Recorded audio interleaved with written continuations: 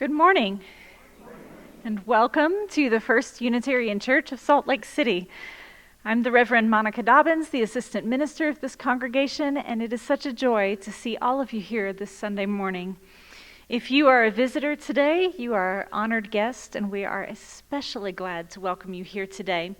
If you'd like, we invite you to stop by our welcome table right outside this door in Elliott Hall after worship. Let us introduce ourselves and get to know you a little better as well. We light our chalice together this morning for the last time this year, knowing that the next time we light it together, we light it in the hope of a dawning new year. As we light this flame, let us pause and breathe in the gifts of the old year one last time and imagine together what is yet to be.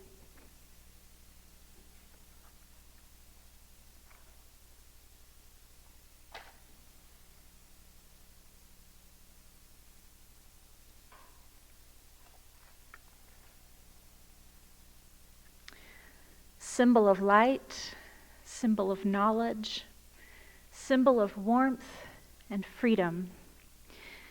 We light this chalice today as a symbol of our faith. Here we gather to celebrate hope and the infinite possibilities of love. I invite you now to rise in body or in spirit, and let's sing together number 331.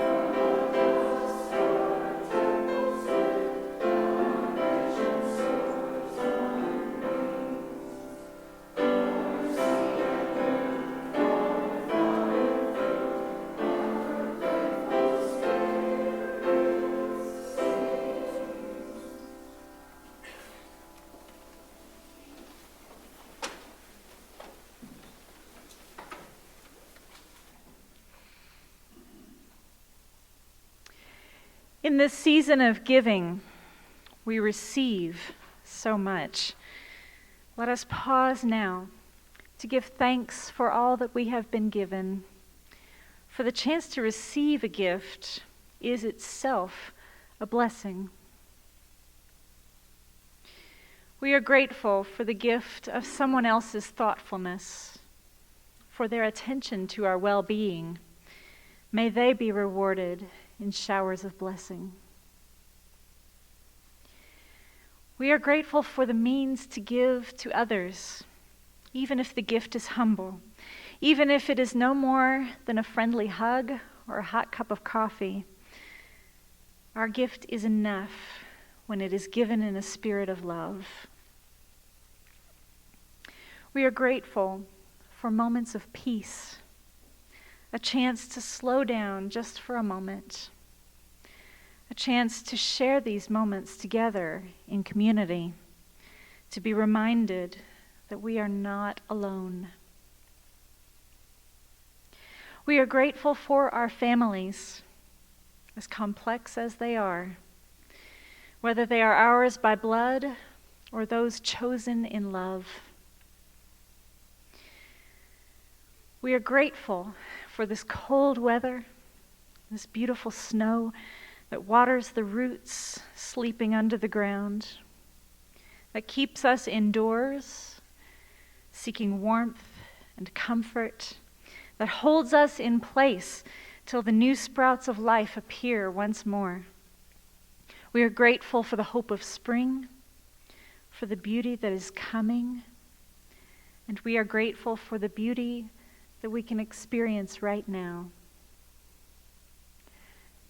As the clouds part on the south side of the building, letting the light into this beautiful place, let's take a moment in silence to be grateful and to be grateful together.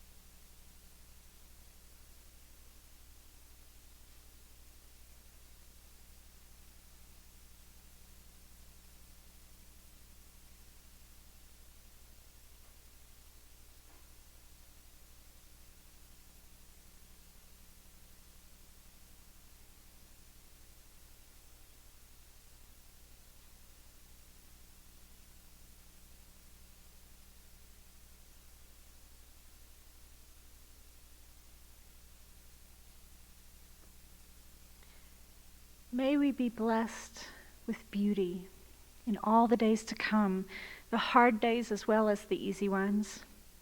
And may we continue to be blessed with love. Amen.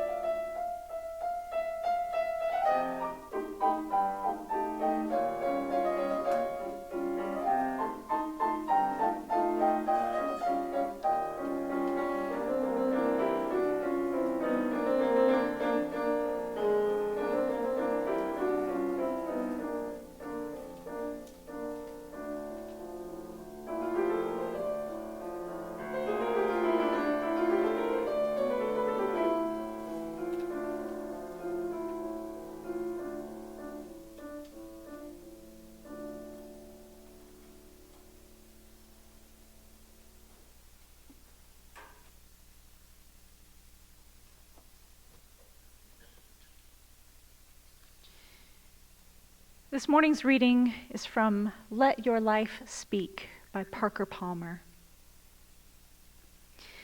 With 21 words, carefully chosen and artfully woven, May Sarton evokes the quest for vocation with candor and precision.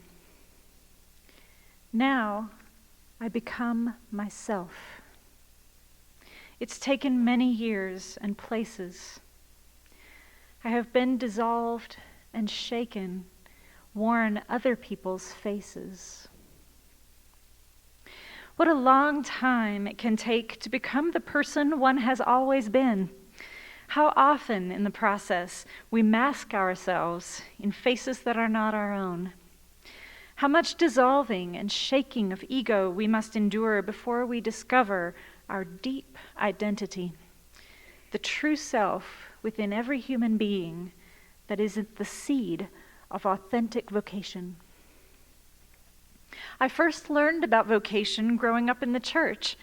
I value much about the religious tradition in which I was raised, its humility about its own convictions, its respect for the world's diversity, its concern for justice.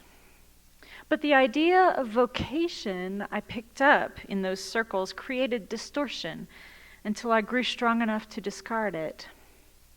I mean the idea that vocation, or calling, comes from a voice external to ourselves, a voice of moral demand that asks us to become someone we are not yet, someone different, someone better, someone just beyond our reach. Today, I understand vocation quite differently, not as a goal to be achieved, but as a gift to be received. Discovering vocation does not mean scrambling towards some prize just beyond my reach, but accepting the treasure of true self I already possess. It is a strange gift, this birthright gift of self. Accepting it turns out to be even more demanding than attempting to become someone else. I have sometimes responded to that demand by ignoring the gift, or hiding it, or fleeing from it, or squandering it, and I think I am not alone. There is a Hasidic tale that reveals with amazing brevity both the universal tendency to want to be someone else and the ultimate importance of becoming oneself. Rabbi Zusya, when he was an old man, said, "In the coming world, they will not ask me, 'Why were you not Moses?' They will ask me, 'Why were you not Zusya?'" Everything in the universe has a nature, which means limits as well as potentials, a truth well known by people who work daily with the things of the world. Making pottery, for example, involves more than telling the clay what to become. The clay presses back on the potter's hands, telling her what it can and cannot do. And if she fails to listen, the outcome will be both frail and ungainly. The human self also has a nature, limits as well as potentials. If you seek vocation without understanding the material you are working with, what you build with your life will be ungainly and may well put lives in peril, your own and some of those around you. Faking it in service of high values is no virtue and has nothing to do with vocation. It is an ignorant, sometimes arrogant, attempt to override one's nature, and it will always fail. Our deepest calling is to grow into our authentic selfhood, whether or not it conforms to some image of what we ought to be. As we do so, we will not only find the joy that every human being seeks, we will also find our path of authentic service in the world. True vocation joins self and service, as Frederick Buechner asserts when he defines vocation as the place where your deep gladness meets the world's deep need.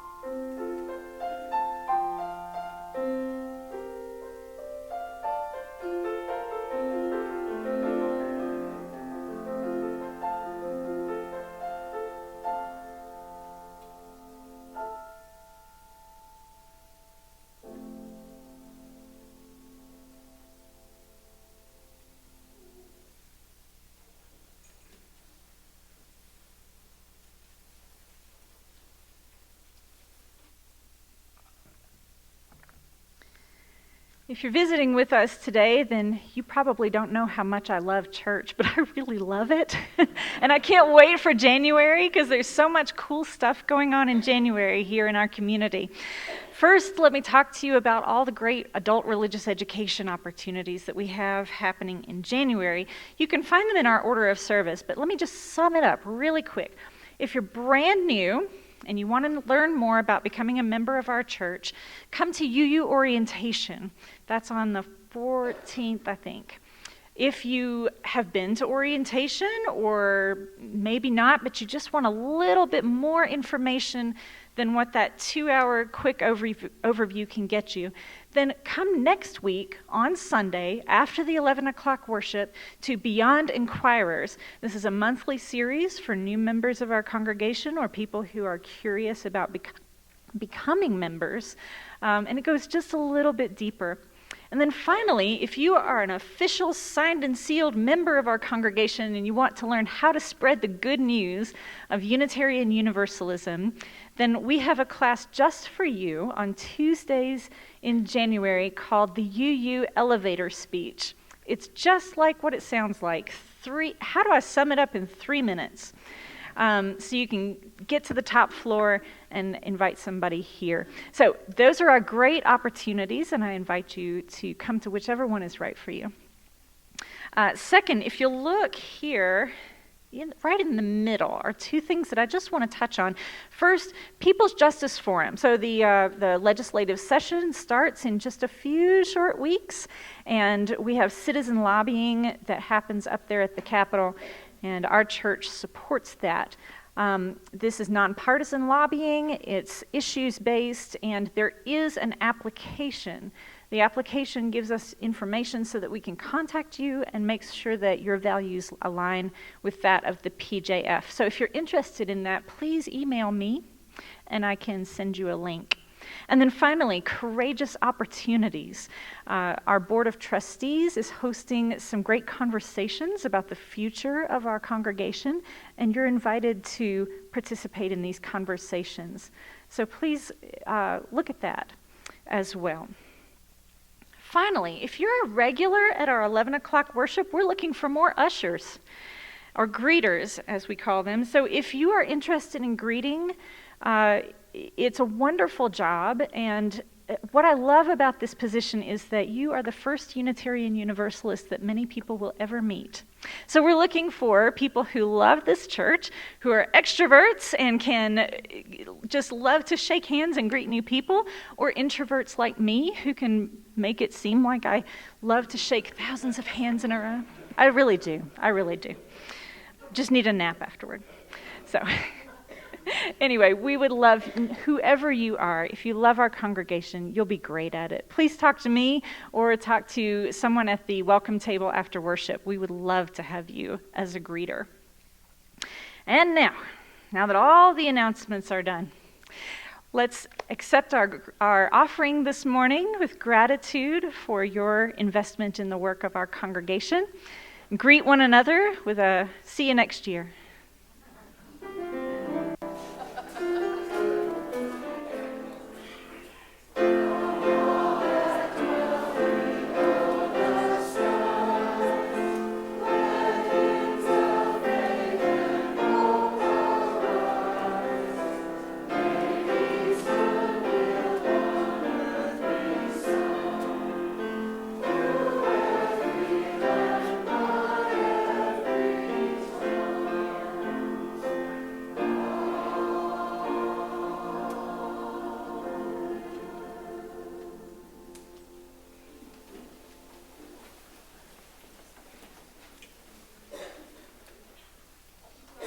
People are always so surprised when I say I'm an introvert. They're like, no, you?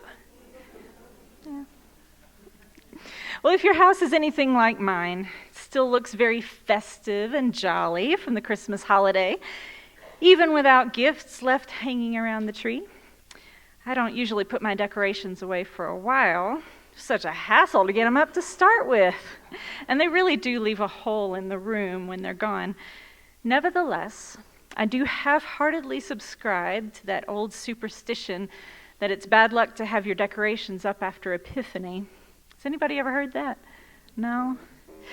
Well, I didn't grow up in a liturgical tradition, so I don't even know where I heard that. As far as I can tell, the only bad luck that will happen is that then you'll be so busy in January that the decorations will stay up till St. Patrick's Day, and then you'll be embarrassed to have anybody come over to your house. So it's good for me to have a deadline. Although I know that a lot of people do keep their decorations up until February 2nd, I think, which seems a very long time. Anyway, that's only the only connection that I've ever had to Epiphany. But the word epiphany comes from a root word that means to reveal. Now, I know there's no real connection between Epiphany on the 6th and New Year's Day on the 1st, and yet I find it funny that this time of year is when our cultural impulse bends toward revealing us to ourselves and encouraging us to change. There's something about this time of year following so close on the exuberance and excess of the holiday season that makes me wonder if there isn't something in us that just gravitates towards seasons of penitence, even when many of us no longer undertake fasting, at least not officially. Many of the world's religious traditions do encourage periodic fasting for the cleansing of mind and spirit. Muslims famously fast during Ramadan, Christians during Lent, Buddhists and Hindus also fast. But in our secular society, where almost anything you can imagine consuming is merely a click away, the customary period of fasting takes on a consumerist form at the beginning of every new year. Diet plans, gym memberships, therapy sessions, home organizing, general acts of getting your life together, they all spike during those first weeks in January. We begin journeys of daily gratitude or voluntary simplicity. We indulge in a revolutionary new planner, if that can really be called an indulgence. We dive into the latest Live Your Best Life bestseller. All these are acts that indicate, at least to me, that deep down we are suspicious that there's something wrong with us that we need to be sorry about. Sorry for being too heavy, too lazy, too messy in body or in spirit. Sorry for being too much or not enough. Sorry for not being a fully actualized human being yet. Unfortunately, there's a counteractive trend towards self-care that suggests that it's not us who are messed up. It's this crazy merry-go-round society that we live in that's really messed up. This trend says, take care of yourself so as to make this life more bearable. To me, the universal symbol of the self-care trend is the bath bomb.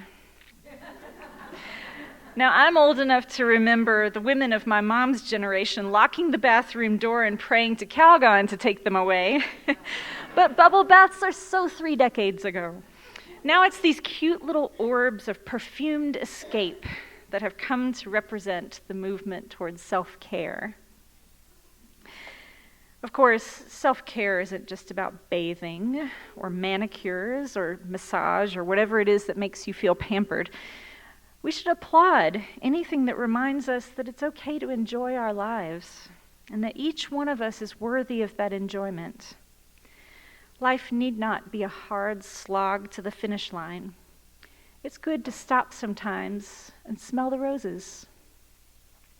But what worries me a little bit about the self-care craze is that it merely treats the symptoms of a life of too many unreasonable demands, too many unrealistic expectations.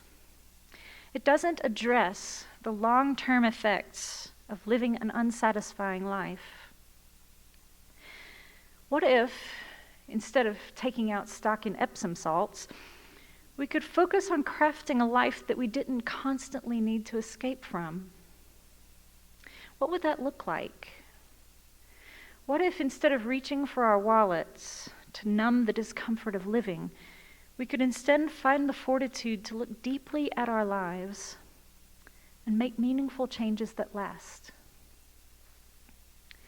True self-care means acting on our own behalf with compassion for who we are and where we've come from, what you've been through and what it made you.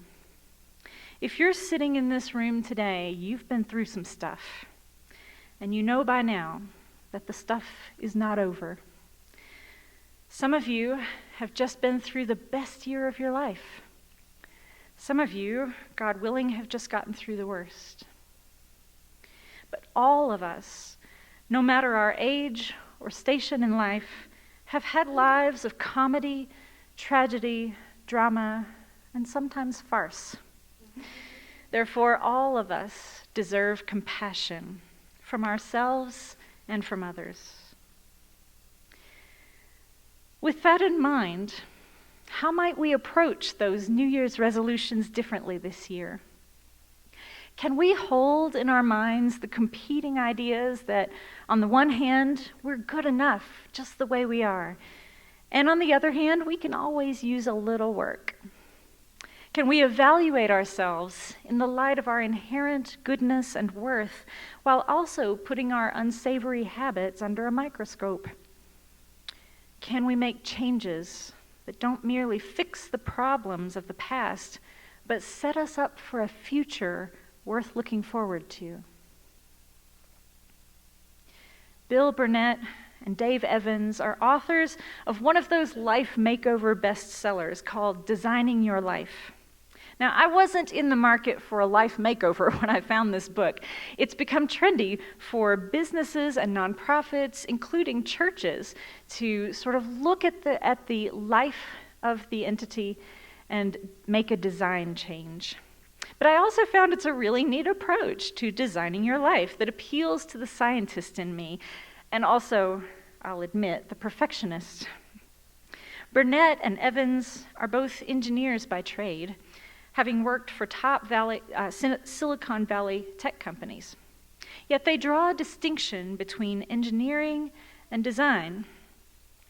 While engineering is a process of deriving a simple, specific solution for a simple, specific problem, design includes an aesthetic element. A solution to a problem must not only be simple and specific, but must also be elegant and beautiful. Everything we see around us, the chair you're sitting on, or the pew in this case, the house you live in, the car that you drive, your phone, your pen, everything was designed by someone who wanted to solve a problem. For an example, think of how you listen to music. I can still remember listening to 45s on my grandmother's stereo. The stereo was an engineering achievement. The furniture looked good in the room, and the sound was beautiful. But if you wanted to listen to an hour of music, you had to hang out right next to the stereo to be ready to change the record. And everyone in the house had to agree on what to listen to. But now, I can carry millions of songs in my pocket on a device that fits neatly in the palm of my hand, and I can listen to anything I want, anytime I want.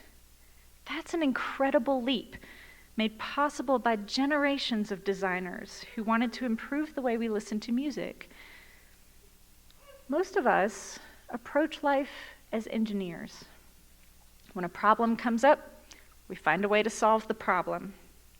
We recognize the frustration of living a life that doesn't function.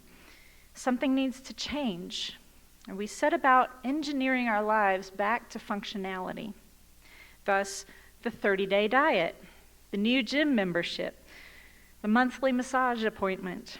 But what if we approached life like designers?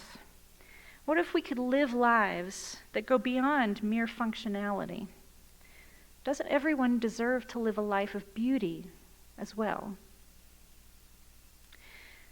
What Burnett and Evans are talking about here is soul. Soul is the aesthetic dimension of life. It's the design dimension of life. And it is approached through the practices of spirituality. We're not talking about God or religion here. All human beings, even atheists, have spiritual lives. The dynamic of life that compels us to seek answers to life's biggest questions. Why am I here? What is the purpose and meaning of life? How should I interpret my life in society and in time? Simply answering those questions is an engineering problem, but it's also possible to design a life around those questions that is, in Burnett and Evans' words, constantly creative, productive, changing, evolving, generative. There's always the possibility of surprise. You get out of it more than you put in. So then how shall we approach life from a design perspective? How does that actually work? Our engineer friends go to an unlikely source for inspiration: the Quaker educator and activist Parker Palmer. Palmer writes that one of the great discoveries of his life was that he was actually living someone else's life. His early ambitions included being an aviator and then taking up a career in advertising. As a boy, he would spend long hours making books about airplane design from stacked sheets of paper with carefully hand-drawn diagrams and typed captions explaining how the aircraft worked. It was only as an adult, years later, that Palmer realized that his ambition to be an airline pilot wasn't his own. He had been inspired by the parents of friends he'd known growing up, one in particular who had been a naval aviator. But looking back at those childhood dreams, he could see the seeds of a future that was waiting for him. He wanted to make books. Later in life, he realized once again that while he was inspired by the lives of great leaders like King and Gandhi, he had tried too literally to walk in their footsteps, living their lives, instead of letting their example guide him toward a path that was authentically his own. As I learned more about the seed of true self that was planted when I was born, says Palmer, I also learn about the ecosystem in which I was planted, the network of communal relations in which I am called to live responsively, accountably, and joyfully with beings of every sort. Only when I know seed and system, self and community, can I embody the great commandment to love both neighbor and myself. Palmer's insight here is that the ancient human question, who am I, leads inevitably into the equally important question, whose am I? For there is no selfhood outside of relationship. This insight is what leads us from engineering to design. The elegance and beauty of a life well lived is in equal proportion to our awareness of the interconnected web of relationship in which we find ourselves. Following Palmer's insight, then, we might think of writing our New Year's resolutions within a framework of service. Rather than asking how we might improve ourselves, how we might become better, as though there is something inherently wrong with us that needs fixing, we might think instead of how we might improve our alignment with the ecosystem of relationships in which we find ourselves, in order that we might better understand the materials of our lives and use them to create more compassion, more freedom, more creativity, more love. What might such a resolution sound like? How about, this year I resolve to take care of myself so that I can be of better service. I resolve to be my own best friend so that I can be a better friend to others. I resolve to talk less and say more. I resolve to be right less and to be kind more. I resolve to do good for others without stopping to consider whether they deserve it. I resolve this year to be my brother's keeper, my sibling's keeper.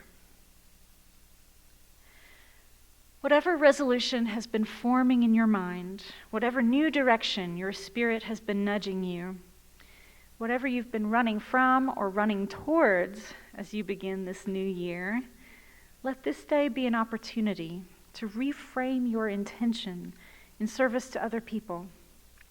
Let kindness be your highest impulse this year. Expand the limits of your heart and let those around you inspire you toward a more perfect future. Amen. We close our worship by joining once again in song. Number 298 is our closing hymn. Please rise.